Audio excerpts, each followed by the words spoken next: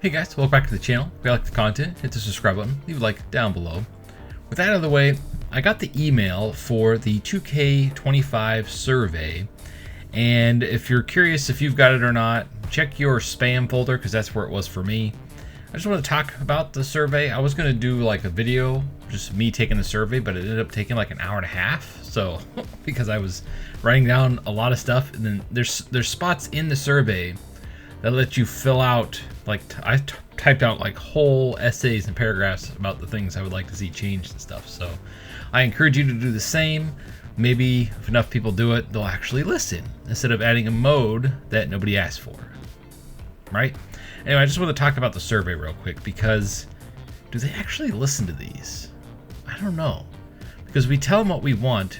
We're just hundreds of YouTubers, right? Most of them don't really like complain because they want to be picked to go to the Creator Fest, which is fine. I get that. That'd be awesome. I would love to go and tell them directly, hey, I would love to see XYZ. These are the issues, blah, blah, blah. I wouldn't be a dick or like, you piece of shit. No, I wouldn't do something like that. But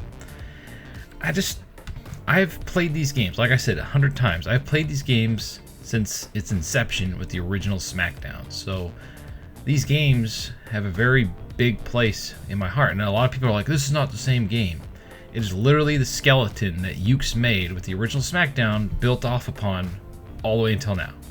The skeleton, the way it's structured, the way the menus work, everything has been built off of the original SmackDown.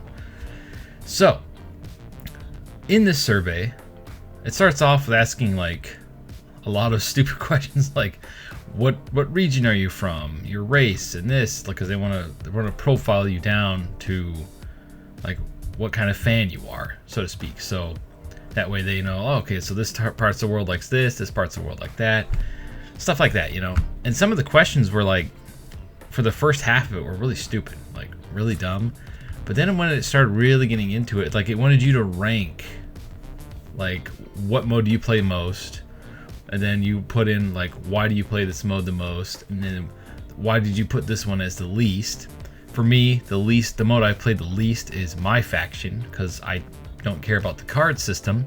And what's funny, it asks you a question, why do you not like to play this mode, or why do you play this mode the least, or why are you dissatisfied with it, strongly dissatisfied. It had one of those stupid question things where, are you strongly satisfied, slightly satisfied, strongly or neutral, you know, those stupid questionnaires things they do. So I put strongly dissatisfied with MyFaction, and then it prompted a little window, a little box asking you why, and you got to type in what you wanted to say, which I was shocked. I thought it'd just be XYZ, you click. So what I put in is I put in the fact that you cannot carry over all your progress, or even some, to the next game. The fact that you have to start completely over from scratch your entire card collection in each game. So in less than a year, you're literally starting completely from scratch. And in 2K22, some of you guys, I didn't spend any money, but some of you guys spent a lot of money getting those cards. And I remember in my comments section asking when 2K23 came out, is there a way to transfer my progress or transfer my cards over? And I said, sadly, no. And it's not going to be like that for 2K24 either. So when 2K24 was being announced and all that stuff, some of you guys were asking, are they going to allow MyFaction to transfer over to the next game? I said, nope. This is going to be a thing every single year. And even when 2K25 was announced, I got the same question. No, they're not going to let you carry stuff over. And that is so dumb. You could reset all the cards to bronze and allow us to level them back up if you don't want people to progress too quickly. Although in the newer, 2K25, some of the events are locked to a certain level of playing cards. Like I went and put on all my pre-order cards to play some of those early events in the World Tour mode. It wouldn't let me. It blocks you from using your higher cards, and it forces you to use the lower ones. With that system, they should allow us to just bring all our cards at whatever level they're at, pink diamond, whatever the highest level is. I barely played the mode the last 3 games, and just have them. And that way, when you get to that rank, you're right there. Of course, you're going to be afraid that they're not going to spend any money in the mode, right? Oh, well, if they have all the cards, why would they spend any money? Well, I would presume or suggest, if you're terrified of people not spending money in the next game, some people don't buy these games every single year. This would incentivize them to buy the game. And a way they could do this now, this is like a very slippery slope, but they could charge a small fee, right? $5, $10, get all your cards into the next game, or you have to start from scratch. And this would make them actually have to make the little cards different poses and stuff. Because I see a lot of the same cards in the last couple games. Sure, the backgrounds or whatever are different, but it's the same picture of the wrestler. Some of these wrestlers have tons and tons of different gear. This would require them to actually change up poses and have them doing like a flying off thing. Right now, it's just like a silhouette of their faces in each picture. Where's the ones where they're like jumping off the ropes or doing something cool, you know? There's a lot of things you can do to be creative and actually try to advance the mode. So anyway, I put a lot of that stuff in there. I encourage you to go do the same, because right now, MyFaction mode, I have no desire to play the mode. I don't care what they add to it. Even if they add 20 different Persona cards for Ultimate Warrior, my favorite wrestler, doesn't matter, because it'll probably just be free next year, right? You don't have to work for hundreds of hours to unlock them. Anyway, so the next thing was, it asked, why do you play Creation Suite? Why is that your most favorite mode? Why do you spend so much time in the mode? And I put in, because see, I'm trying to do like, that was the bad, now I'm doing the good. So the good is, in the Creation Suite, you get to create like a lot of different things in there. There's so many creation options that it just, like, you could spend hours, you can spend weeks just making wrestlers. You don't even have to play the game. There's so much stuff you can create that you won't even have to play the game. Like, one of the only reasons I really want to try to finish the island mode, even though it's impossible with how much it all costs and the time required to unlock it by progression, all the creation parts, it's because I want to get those creation parts, you know? But I'm not going to spend hundreds and hundreds of dollars to buy all the parts twice, because you have to buy it for both the male and female wrestlers. Anyway, so there is that. But the reason why I play this mode so much is because for the last 20 years, since the very first wrestling game, I've made all these wrestlers. I've told you guys a bunch of times. I make them in every single game. I wish our created wrestlers would carry over to each game, especially the last like 3 games, specifically those, because it's been essentially the same. Like, they've added new parts and they've taken out a few parts, but it's literally been the same, especially the last 2 games. There's no reason why my created wrestlers should not have been able to be transferred to 2K25. It makes no sense. Like, even if you have to charge a fee or something, like a 2K server like membership or something, and it gives you a server membership for your progress in NBA, WWE, whatever the hell else they make, everything. That way it makes it actually worth the purchase. If it was just for 2K or WWE 2K, then people would be like, I'm not spending this money. But if you make a ton of wrestlers, if you're like What's the Status or any of these other creators, Rebel Cause, everybody that makes these insane creations, aren't you tired of starting over each year? Or do you like starting over each year? I would feel like if you made a perfect, let's say Moxley or someone from AEW, Mina, I love Mina. Mina from New Japan. Let's say you made a perfect Mina. It looks exactly like her, hair, everything, perfect clothing. Do you want to do all that again in the next game? Or would you prefer to transfer it over, and with this transfer process, it upscales it if the graphics are better? I feel like with AI and all this stuff, that sort of stuff should be possible. I mean, the way how buggy the game is right now, I'm just now thinking this, that would be totally broken. Like the first run go through, it would load in, it'd be like face all messed up. Let's say you had the makeup or whatever, her face would be like over here, like the ears would be, yeah, it'd be pretty funny at the beginning. Even if it just like loaded all the stuff there and all you had to do was go back and adjust it, but our moveset's the same, entrance is the same, stats are the same, that would be awesome.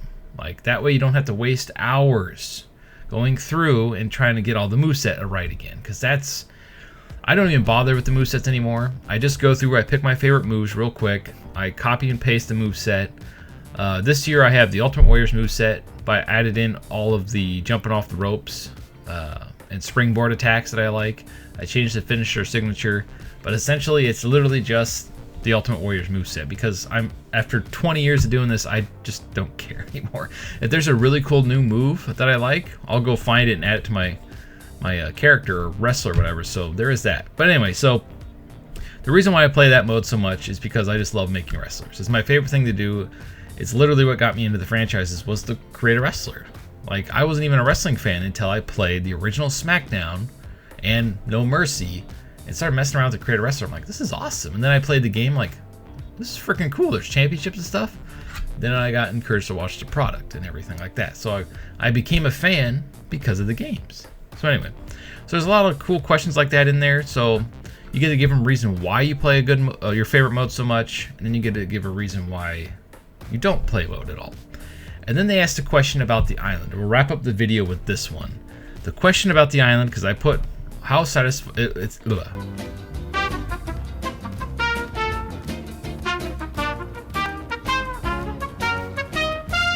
It asked you, how do you feel about the island mode? Like, and I said I was extremely dissatisfied. And they're like, why? Well, if you've been watching my channel, you guys know why, but I'll tell you what I put in the comments section. So, what I put in there is the creation parts are too expensive. The creation parts cannot be customized in any way. They'll probably know who it is because of, well, this video. The grind is insane for leveling up your character's stats and abilities. It's just the whole way it's structured, the tiny map, the fact that it's online only, the fact that your created wrestler doesn't have access to all the parts that are in the offline mode, the fact that you have to unlock every single creation part twice, both for the male and female separately, because paying for it once does not unlock it for both genders, which is ridiculous to me. Whoever did that, hopefully it's a glitch and it was a oversight, but if that was intentional, you can go F yourself, because that's ridiculous. Obviously, the online issues, there's 1v1 and people are cheating on there and getting movesets already. I don't even know how you get your cheated movesets into that mode. That's what I was told anyway. I haven't experienced this because I don't play online. The fact that once you've done all the story missions, you pretty much have to wait for new content because there's no exhibition matches. You can go fight other players, but you can't just go like do random matches like in MyRise. MyRise has this thing where you can just do endless matches, which is really cool after you beat the game and unlock stuff. So I think that's cool. I wish the island was offline, because when they shut the servers down, that mode's gone, and now the game is incomplete. And I hope to God that you didn't spend a lot of money in the mode, because yeah, your character's done. So one cool thing I hope they do for the island, if they're not going to let stuff carry over from other games, since the island mode is online and server based, stuff should carry over because it is tied to your account. As long as you play on the same system, your stats should carry over, your purchases should carry over. I don't know how they're going to do this. They're getting to a point where there's so much crap, so much microtransactions in these games, that if they don't start making the stuff carry over to the next game, they're going to start locking parts out and charge you for in the next game. And what I mean by that is parts that are available now in the Creation Suite that are free will probably, I can't even talk today, will probably be locked out in the island mode next year for purchase. They're just going to do this rotation thing because not everybody buys the game every year, and they'll try to get away with this stuff. Because right now, this year, the spikes that have been in every game since the beginning, the Legion of Doom spikes, you know, the cool football spike thing, is now locked as a island part. Isn't that ridiculous? Now you're charging for that part. What they did though, it's the exact same item, it's just a different color. And that's what's going to keep happening until they can create new parts, because eventually they're going to run out of room and not be able to add stuff to the game on the back end because they keep adding all these new systems. I mean, the game's going to be like 300 gigabytes by the end of it, the way things are going. Anyway, so the survey was fun. I doubt they'll actually listen to us because they never do. Like, we want story, create a story. We want better universe. We want show animations. We tell them what we want, and then they add an island mode.